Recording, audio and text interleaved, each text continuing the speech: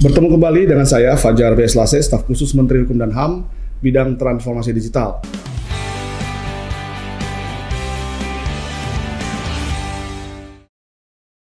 Hari ini kita membahas satu topik yang sangat menarik. Topik dari Direktorat Jenderal HAM. Dan sudah hadir bersama kita narasumber yang expert di bidangnya, Bapak Andi, yang saat ini menjalankan tugas sebagai Kadif Yankum di Jawa Barat. Siap, Pak Andi, terima kasih sudah hadir di Falastalk. Sehat ya Pak ya? Sehat, Pak. Pak Andi, silakan memperkenalkan diri kepada Falastalk. Untuk pemirsa Falastalk, perkenalkan nama saya Andi Talatinglangi. Di sini sebagai Kepala Divisi Pelayanan Hukum dan Hak Asasi Manusia, Kanwil Kementerian Hukum dan HAM wilayah Provinsi Jawa Barat. Baik. Dan saya diundang Pak Falas untuk menyampaikan isu-isu tentang hak asasi manusia yang mungkin ini menjadi konsumsi buat masyarakat juga dan edukasi buat masyarakat. Iya. Kalau kita bicara tentang HAM ini Pak, luas sekali ya Pak ya. Luas banget Pak, luas. Dan hari ini kita coba diskusikan satu topik yang agak-agak serem kalau kita bahas tentang hukuman mati Pak. Iya. Ini hukuman mati ini hak siapa nih? Hak manusia atau hak Tuhan ini kan? Sebenarnya di perundangan kita itu diatur Pak terkait hukuman mati. Iya, diatur baik itu domestik maupun internasional Pak sebenarnya. Jadi kalau kita lihat dari hukum domestik kita, hukum nasional itu kan memang di KUHP yang sebelumnya sebelum disahkan yang baru itu hukuman mati itu menjadi hukuman pokok. Karena untuk kejahatan-kejahatan berat atau pidana-pidana berat seperti pembunuhan berencana, terorisme, peredaran narkotika. Nah ini yang menjadi pidana berat yang kemudian ini yang oleh keyakinan hakim itu bisa dijatuhkan hukuman mati. Iya, itu mungkin melihat dampak yang luas dari akibat kejahatan yang bersangkutan gitu ya Pak ya. Kejahatan kemanusiaan. Dan satu lagi itu kejahatan kemanusiaan, genosida ya. Nah kemudian secara internasional juga sebenarnya dalam International Covenant on Civil Right-nya itu atau Covenant Sipil Politik itu juga sudah diatur sebenarnya hukuman mati karena di dalam pasal 6 di ICCPR itu menyampaikan bahwa bagi negara-negara yang menganut hukuman mati, situ kan sudah ada kalimat bagi negara-negara yang menganut hukuman mati, selama hukuman mati itu diterapkan untuk kejahatan extraordinary crime atau kejahatan yang luar biasa. Seperti apa kejahatan luar biasa itu? Dalam keputusan MK, kejahatan yang luar biasa itu sudah ditentukan. Berarti kita sudah meratifikasi? Sudah. Kalau Covenant Sipil Politik itu sudah kita ratifikasi tahun 2005. Waktu itu zaman menterinya Pak Hamid Awaludin kalau nggak salah. Nah, di situ setelah kita ratifikasi Covenant tersebut sehingga keputusan MK untuk menentukan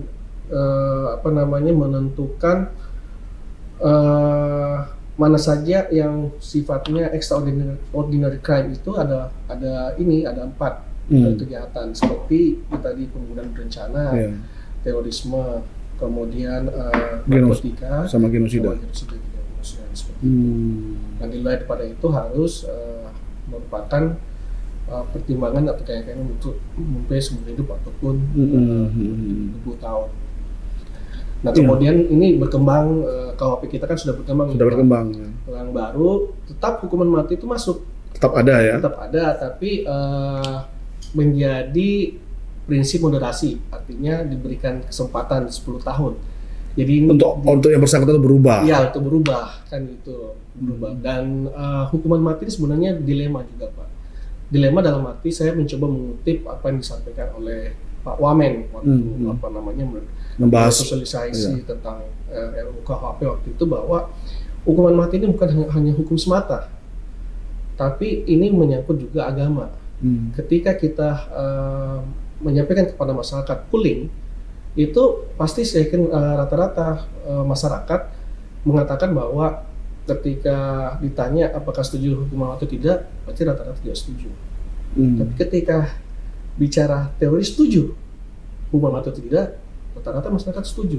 Nah ini kan ada dua standar yang kemudian melakukan apa? Karena ini menyangkut agama juga. Nah tidak hanya makanya hukum semata. Jadi memang agak. Tapi kan sebenarnya sudah tepat itu kan, tidak semua kasus pidana itu ada hukuman matinya, tapi terbatas kepada kejahatan-kejahatan yang berat. Betul.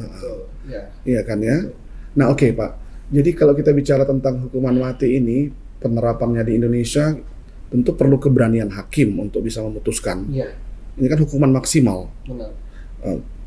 Tapi kita melihat ada daftar panjang di lembaga pemasyarakatan, orang-orang yang dihukum mati, tapi vonisnya ya hukuman mati, tetapi belum dieksekusi, Pak. Ini apa ada kaitannya dengan gencarnya penggiat HAM, penggiat HAM untuk menyuarakan bahwa itu adalah ada hak ajasi yang dilanggar di sana, atau bagaimana ini Pak Andi? Ya, kembali lagi bahwa hukum itu kan memiliki suatu norma kepastian hukum. Ketika orang dijatuhkan hukuman mati atau dieksekusi itu, jadi memang setidaknya pemerintah itu ada yang memang langsung melakukan eksekusi, ada yang tidak, Pak. Pertama mungkin begini, melihat dari warga negara asing misalnya. Karena warga negara asing diberikan kesempatan untuk berkoordinasi dengan perwakilannya, konsulnya dan sebagainya. Nah biasanya itu rata-rata warga negara asing yang pernah saya datangi di Nusa Kambangan, Pak, itu saya lihat satu orang itu dari tahun 86 di Nusa Kambangan sampai dengan tahun 2011, waktu saya 2011 itu belum dieksekusi mati, Pak. Dari tahun 86 kalau nggak salah. Oh, sudah cukup lama ya? Cukup lama. Terus saya tanya kenapa. Berarti dia sebenarnya 2 kali menderita, Pak. Betul, nah itu dia, Pak. Iya, dia sudah dihukum vonis mati, tapi belum dieksekusi. Belum dieksekusi. Jadi kalau dibilang itu pelanggarannya berganda. Gitu kan. Negara yang kena. Oleh karena itu saya cukup miris juga melihat situasi seperti ini karena tidak diberikan suatu kepastian apakah yang bersangkutan ini dieksekusi atau tidak. Jangan sampai dia sudah menunggu sekian lama, toh dieksekusi juga. Iya. Lebih baik kalau memang sudah keyakinan itu, makanya dia harus ketika dijatuhkan maka harus ditentukan kapan dieksekusi. Kalau untuk keyakinan hakim. Betul. Dan jaksa yang harus mengeksekusi. Iya, pengadilan sebenarnya sudah selesai pada waktu dia melakukan vonis, Pak. Iya.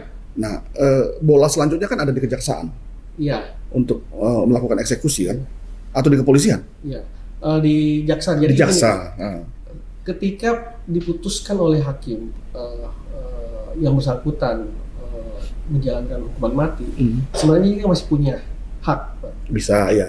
Dia bisa PK sampai dengan ujungnya gerasi. Gerasi, betul. Sampai ketika gerasi ditolak, tidak ada lagi upaya hukum. Tidak ada upaya hukum, ya betul. Terus dilaksanakan. Nah, saya pikir itu tidak ada lagi alasan pemerintah untuk tidak melaksanakan hukuman mati karena upaya-upaya itu kan sudah ditolak seperti itu. Artinya apa yang dia lakukan itu sudah benar kesalahannya dan itu sudah ditentukan sama hukum Indonesia sendiri, maka dia harus dilaksanakan, tidak perlu lagi ditunggu, Pak. Karena kasihan nantinya, kasihan. Karena kita kan masih menganut nih hukuman mati. Iya. Nah, persoalannya adalah, persoalannya adalah hukuman mati ini banyak negara yang mengepus Indonesia itu untuk menghapus hukuman mati. Nah ini jadi menarik. Negara-negara yang meminta Indonesia menghapus hukuman mati itu, apakah mereka tidak terikat? Apakah mereka tidak meratifikasi kovenan tersebut ya? Nah itu tadi, Pak, kan di pasal 6 itu sudah jelas dikatakan bahwa bagi negara-negara yang masih menganut hukuman mati, selama hukuman mati itu untuk dikenakan kejahatan yang serius atau extraordinary crime-nya. Iya, dan setahu kita yang berada di Indonesia, hukuman mati itu memang diberikan kepada yang extraordinary crime. Iya, extraordinary crime.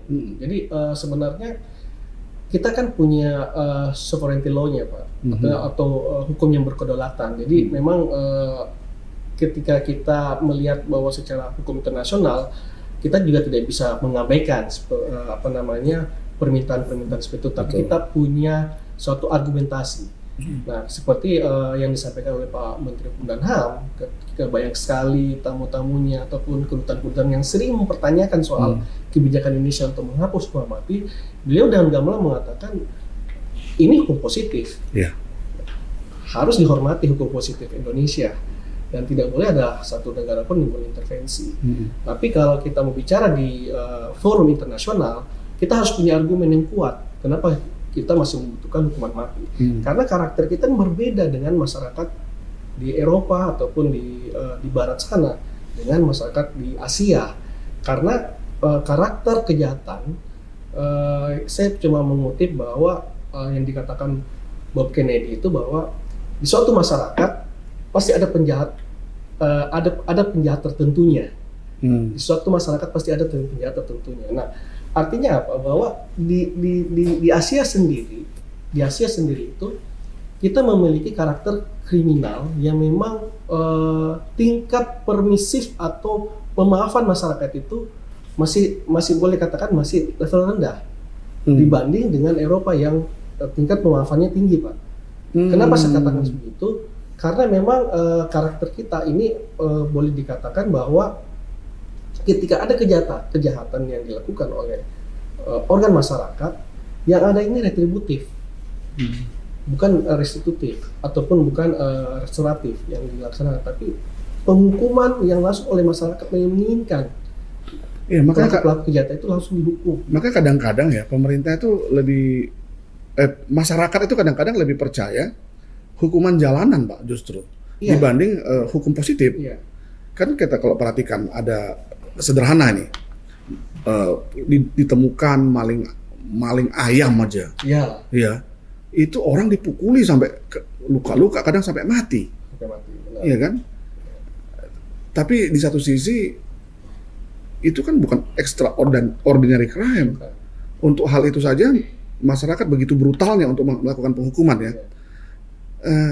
Justru hukum positif yang jelas-jelas vonisnya hukuman mati, kita tidak melakukan itu. Betul. Padahal itu kejahatan yang terorganisir, kejahatan berat. Nah, itu yang saya katakan itu karakter kita berbeda. Karakter kita berbeda. Makanya kalau dibilang hukuman mati tidak memberikan suatu efek jerah, tidak ada satupun, bagi saya setelah saya melihat banyak referensi, belum ada satupun kajian atau penelitian yang mengatakan bahwa baik dihapusnya hukuman mati ataupun diterapkan hukuman mati itu memberikan suatu efek jerah atau mengurangi kejahatan.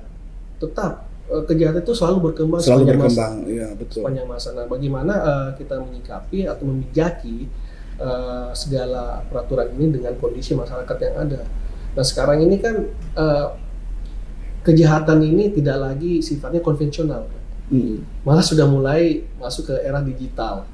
Juga gitu. Meskipun teknologi sudah digital, tapi kejahatan juga sudah mulai juga lebih masuk itu dan membunuh orang secara massa itu juga bisa dilakukan secara digital. Kita bisa lihat di film-film Amerika karena film-film Eropa Barat ini lebih lebih visioner mereka, dan betul. Itu bisa terjadi. Jadi sesuatu yang belum terjadi mereka sudah bayangkan akan seperti apa kemudian hari ya. Nah, ini yang kita harus waspadai seperti itu. Jadi bagaimana? Baik. Jadi mengenai hukuman mati ini, Pak, ya memang rumit. Saya ingat bahwa Indonesia juga pernah sangat serius membela ya orang Indonesia yang dijatuhi hukuman mati, misalkan di Arab Saudi pernah ya. Di Arab Saudi, dan kita benar-benar berjuang karena warga negara Indonesia, warga negara kita di sana berhadapan dengan hukum. Jadi saya pikir fair-fair aja, negara manapun yang warga negaranya dijatuhi hukuman mati pasti akan membela. Iya kan? Tapi kan hukum di negara tersebut kita tidak bisa intervensi, Pak. Benar. Betul ya? Itu jadi informasi dari teman-teman Kemlu itu, Pak. Jadi ada 40 lebih warga negara Indonesia di luar negeri antri untuk dihukum mati di berbagai negara itu ya. Yang di Arab. Oh, di Arab. Iya. Wow. Jadi yang kasus kemarin itu baru 1 atau 2 yang muncul ke permukaan, tapi di belakangnya itu ada 40 lebih yang antri untuk dihukum mati. Bisa dibayangkan berapa uang negara yang harus dikeluarkan untuk menyelamatkan mereka. Karena satu orang saya itu kemarin bayar DIM itu HP 50 M, Pak. Kalau dirupiahkan sampai 50 M. Untuk membebaskan mereka dari hukuman gantung atau pancung gitu, Pak. Nah, setelah saya tanya ternyata masih ada 40 yang menunggu hukuman mati seperti itu. Nah, saya tanya apa nih masalahnya? Gitu. Apakah mereka tidak tahu budaya yang ada di sana? Nah, tapi ini off the record, Pak, nggak bisa saya ceritakan di sini. Iya. Tapi memang ada sesuatu yang memang semata-mata karena perkenalan budaya di sana itu tidak dilakukan ataupun diadop oleh para TKI-nya kita. Iya, tenaga kerja kita di sana ya. Tenaga kerja kita. Jadi sehingga mereka tidak terbiasa dengan budaya yang ada di sana.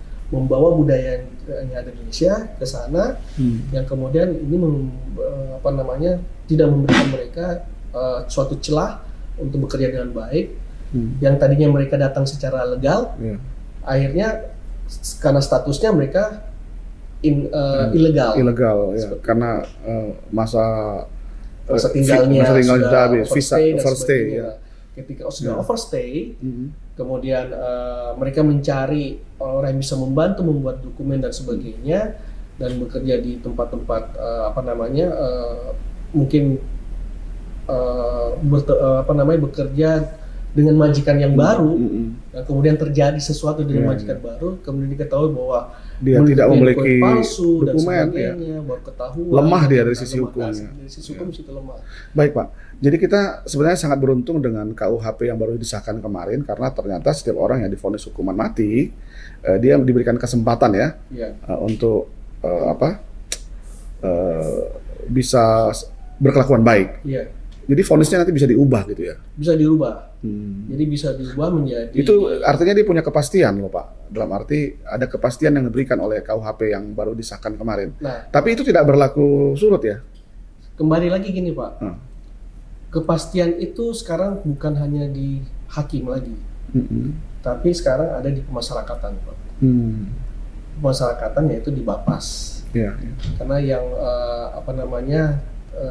tim TPP-nya kita harus bisa memastikan perubahan perilaku terhadap orang yang dikenakan hukuman mati. Nah, pertanyaannya adalah sebenarnya ini pertanyaan kita bersama, bagaimana mengukurnya? Apa indikatornya? Ini juga saya tanyakan kepada salah satu kepala LPKA yang mengurusi tentang anak dengan hukum.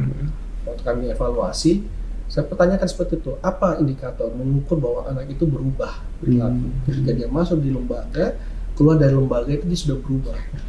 Nah, ini memang sedang lagi disusun oleh Direktur Jenderal Pemasyarakatan, sehingga saya bilang ini bagus untuk orang dewasa, tidak hanya anak-anak. Nah, untuk mengukur bagaimana perubahan perilaku orang itu harus ada catatan. Nah, ini harus diikuti. Bayangkan 10 tahun loh. Karena perubahan perilaku orang itu kan banyak banyak variabelnya. Banyak variabel, dan ini jangan sampai ada manipulatif yang terjadi. Makanya dia hanya berpura-pura berubah, tiba-tiba ternyata dia memiliki dendam ketika dia keluar lagi dan sebagainya. Baik. Jadi oke, Pak, kalau seandainya kita bicara lebih dalam ya dari sisi HAM, Pak, di Direktorat Jenderal Hak Asasi Manusia, hukuman mati ini melanggar HAM atau beradaptasi dengan HAM? Jadi gini, kalau kita bicara hak asasi manusia, Pak, hak asasi manusia itu kan ada teorinya. Selain universal, dia juga bicara positivisme. Artinya HAM itu berlaku selama ada hukumnya. Nah, kan kita asas legalitas. Jadi kalau kita bicara hak asasi manusia, dia dibatasi sama peraturan perundang-undangan. Jadi ibaratnya bahwa ketika undang-undang itu masih mengatur, maka HAM juga harus memberikan haknya. Misalnya orang ini dihukum mati. Hmm. Tapi dia diberikan hak. Ya. Hak itu apa? Upayanya. Upayanya, Upaya hukumnya, iya. ya kan? Bisa PK, Bisa PK, bisa gerasi, amnesti dan sebagainya. Iya. Itulah hak asasi manusia. Namun kadang-kadang orang berpikir hak asasi manusia enggak. Itu hak asasi manusia itu harus itu yang boleh mencabut nyawa itu Tuhan gitu. Betul, betul. Tapi kan kita dalam memang harus apple to apple sih ya. Iya. Orang itu dihukumkan karena perbuatannya. Karena perbuatannya. Nah, dalam perbuatannya itu mungkin sudah banyak orang yang meninggal juga, sudah banyak orang yang mati. Maka ada ajas keadilan yang diterapkan pada waktu vonis tersebut. Tetapi bukan berarti vonis itu melanggar hak-hak dia. Karena ada kesempatannya untuk bisa itu yang disebut dengan pemenuhan hak asasi manusia. Jadi sepanjang itu diterapkan berarti tidak melanggar HAM ya Pak ya? Melanggar HAM. Jadi maksudnya saya bukan berarti ketika dia dihukum mati harus dibebaskan hukuman mati. Karena hidupnya dan sebagainya bukan. Yang penting itu. upaya-upaya hukum diberikan kepada dia. bukan hak asasi manusia yang seperti itu yang dimaksudkan. Karena banyak sekali dipelintir seperti itu, Pak. Ya maklumlah terlalu banyak sarjana-sarjana HAM yang datang dari luar yang kemudian masuk ke Indonesia dengan berbagai perspektif. Iya. Nah, memang sebenarnya begini Pak. Kita tahu bahwa Indonesia masih menganut hukuman mati. Di Eropa, di Amerika memang sekarang hampir semua tidak menerapkan hukuman mati. Amerika masih Pak. Amerika masih ya? Masih, Amerika. Eropa mungkin sudah banyak. Tetapi gini Pak, di negara-negara tersebut hukumannya maksimal Pak, sehingga ada efek jera. Iya. Kalau Indonesia ini tidak jadi rancu, efek jerahnya tidak ada karena hukumannya tidak maksimal. Ya, bisa saja orang yang melakukan hukuman yang dianggap masyarakat kejahatan yang dianggap masyarakat itu berdampak luas, tetapi vonisnya vonis yang sangat rendah. Sangat rendah. Gitu ya Pak ya. Iya. Nah, saya pikir Indonesia perlu mencontoh bagaimana, bukan mencontoh, jurisprudensi saya pikir ya. Iya. Jurisprudensi terhadap vonis, supaya vonis itu tidak ada perbedaan. Jadi menerapkan vonis maksimal mungkin Pak ya untuk kejahatan-kejahatan yang lebih berat. Iya, KUHP kita dulu kan memang ada kodifikasi ya Pak, kodifikasi hukum pidana berat, sedang dan ringan seperti itu. Dan memang hukuman baik sanksi pidana maupun sanksi denda yang di KUHP lama itu memang sudah sesuai dengan KUHP kekinian ya. Kekinian, sehingga ini berubah. Nah, saya pikir dengan KUHP baru ini Pak itu sudah memenuhi kebutuhan kekinian kita, hukuman maksimal, minimal dan sebagainya, hukuman pokok, alternatif dan sebagainya itu sudah mencakupi semua. Tapi memang arah kita sekarang kan tidak semata-mata retributif, Pak. Tapi bagaimana hukuman yang ada di KUHP ini bagaimana membawa suatu perubahan paradigma hukum kita. Dari retributif menjadi restoratif. Artinya apa? Tidak hanya orang itu yang kemudian orang itu yang kemudian harus menjalankan, tapi juga bagaimana pemulihan di masyarakat terhadap apa yang menjadi dampak yang dilakukan orang tersebut. Nah, ini yang kemudian kita mau bawa ke sana. Kalau kita bicara hukuman maksimal, tapi masyarakat tidak terpulihkan, akan terus terjadi kejahatan-kejahatan yang sama seperti itu. Karena orang kan melihat, mencontoh dan memperbaiki kejahatan yang sebelumnya ada. Nah, ini yang harusnya perubahan ini yang juga semata-mata tidak hanya dari sisi diri orang ataupun kita itu sendiri, tapi juga bagaimana masyarakat bisa teredukasi. Ya sekarang ini sederhana nih Pak. Iya. Contoh bandar-bandar besar, sekarang paling takut kalau dia dipindah ke Nusa Kambangan. Itu ada efek jerah sebenarnya Pak. Iya. Jadi dari berbagai lapas-lapas itu kalau terdengar dia mau dipindah ke Nusa Kambangan sudah stres. Oh, sudah stres. Efek jerah akan terjadi. Jadi mungkin ini yang perlu dibuat sebagai sebuah penyadaran ke depannya. Iya. Oke, Pak, baik, tentang hukuman mati ini menarik Pak ya.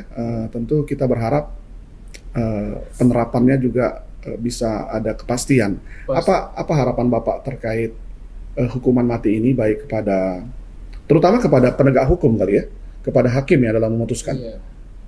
Jadi pertama harapan saya adalah karena ini dengan semangat baru, KUHP baru, artinya bagaimana aparat penegak hukum dalam menjatuhkan suatu keputusan benar-benar memuat nilai-nilai hukum itu sendiri, kemanfaatan, keadilan, kepastian, dan perlindungan. Perlindungan kepada siapa? Ya tentunya masyarakat. Jadi benar-benar empat hal ini bisa dirasakan oleh masyarakat bahwa hukum ini kan menjadi panglima, benar-benar panglima. Tidak juga hanya tajam ke bawah, tumpul ke atas. Seperti itu. Jadi semua memang equal before the law. Semua sama di mata hukum ya. Mata hukum seperti itu. Itu harapan kita, dan kita juga pemerintah tentunya menciptakan hukum ini memang benar-benar memberikan kemanfaatan untuk masyarakat. Dan sepanjang ini, selama ini pemerintah sudah sangat konsisten ya terhadap siapapun yang divonis, apapun vonisnya, upaya-upaya hukum memberikan keleluasan kepada orang untuk bisa mengambilnya lah, ya. Siapa tahu dia bisa mendapatkan keringanan hukuman. Iya. Baik, Pak Andi, terima kasih nih, bincang-bincang terkait hukuman mati ini menarik sekali Pak. Ya, kiranya bisa menjadi gambaran buat kita ya, masyarakat, untuk mawas diri supaya tidak melakukan kejahatan. Bukan hanya kejahatan extraordinary crime, tapi kejahatan apapun. Kejahatan apapun jangan. Ya, mari kita bekerja dengan jujur ya, supaya kita bisa tidak terpikir berbuat kejahatan. Terima kasih Pak Andi sudah hadir di Falastalk dalam membahas sesi tentang hukuman mati. Falastalk, jangan lupa like, subscribe, follow, dan berikan komentar positif untuk mendapatkan kesempatan pertama mendapatkan film-film, kanal-kanal terkait berbagai hal. Sampai jumpa di Falastalk sesi selanjutnya.